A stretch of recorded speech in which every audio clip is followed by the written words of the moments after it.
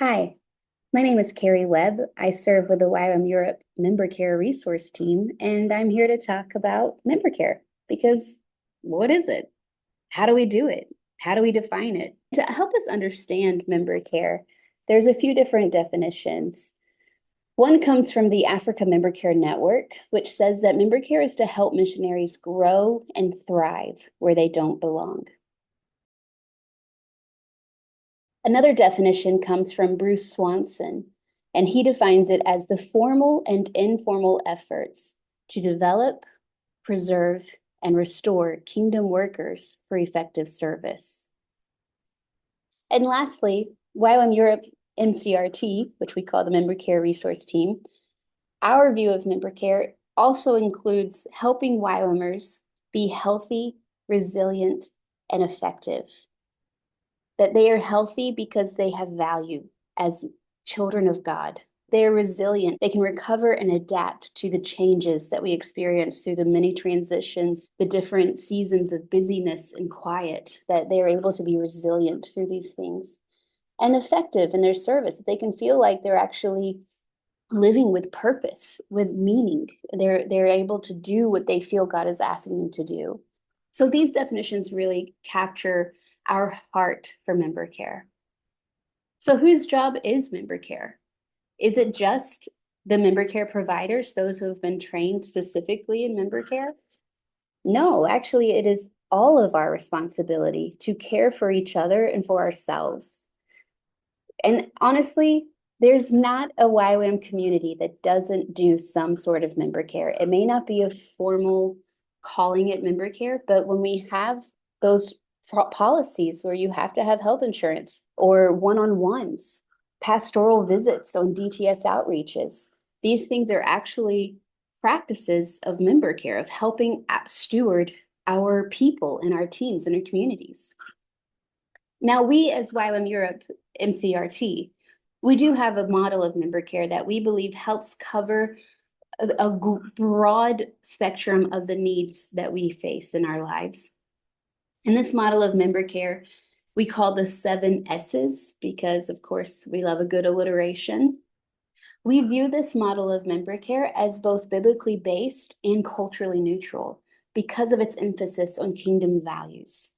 We see these first 3 layers, Savior, self, and staff, which could also be called mutual care. It's the care of one another. These first 3 is basically the commandment that Jesus said was the highest commandment, which was to love the Lord your God with all your heart, your mind, and soul, and to love your neighbor as yourself, which means there has to be care that we receive from the Lord, that we receive from ourselves, and we receive from each other. And then from there, we build on more and more dynamics of care. So let's just break down this model layer by layer. Of course, our foundation and first resource of care is our Savior. All other aspects of member care come out of this place. And so we need that vibrant daily walk that is personal and relevant and intimate, where we can be completely honest and authentic with God, with our gratitude and love and praise, of course, but also with our disappointments, our confusion, our grief, and our hope that gets lost sometimes. Our next layer is self-care. And self-care is really the stewarding of the personhood that God has trusted you with, the holistic care of self. That means that we take care of our physical, spiritual, emotional, mental, social, financial health, that ultimately we are responsible for our development and our growth. So caring for ourselves and others is not an either or option. It is both. What does self-care actually look like practically? I think it looks like identifying what your needs are and prayerfully make a plan to how to care for them. That you're creating space, that you're able to check in with yourself to see how you're actually coping, that you're getting debriefs and taking holidays, that you're practicing the Sabbath, that you're actually giving yourself a day of rest, that you're managing stress, managing expectations. So self-care, it's really taking care of ourselves, doing what we need to do to make sure we can go longer. The next layer is staff care.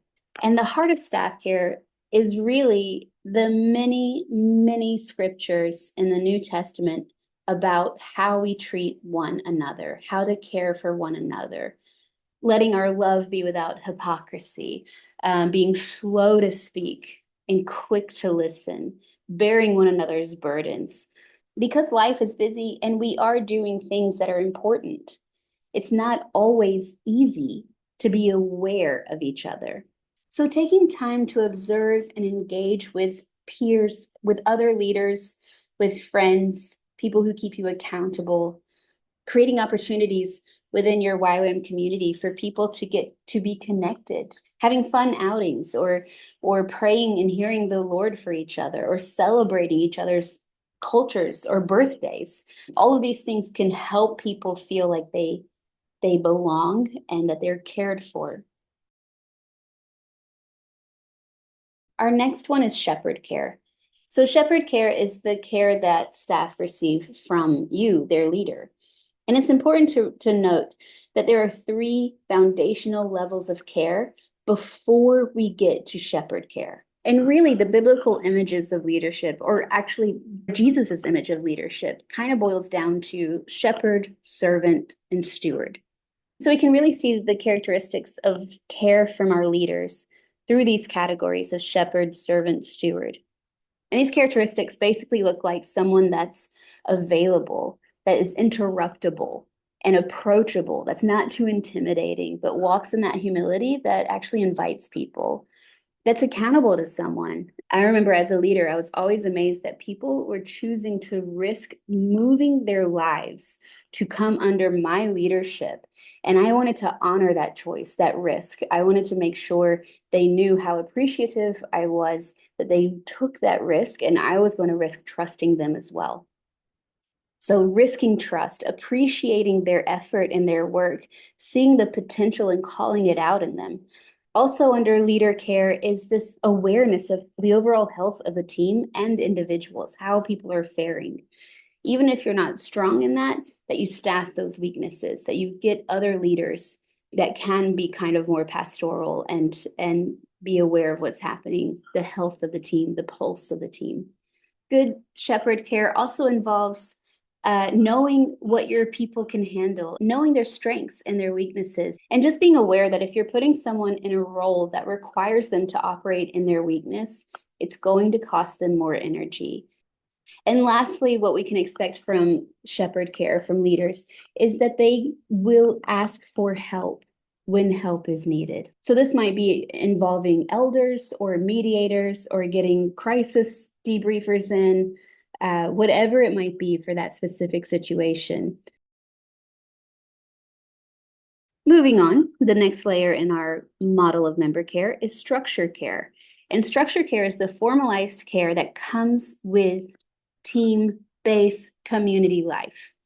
We have two different types. We have community structures and we have practical structures. So community structures are those team building times where you have people coming in to give input into your team, when you do any kind of skills training or teachings, when you have love feasts, fellowship times, corporate worship and intercession times.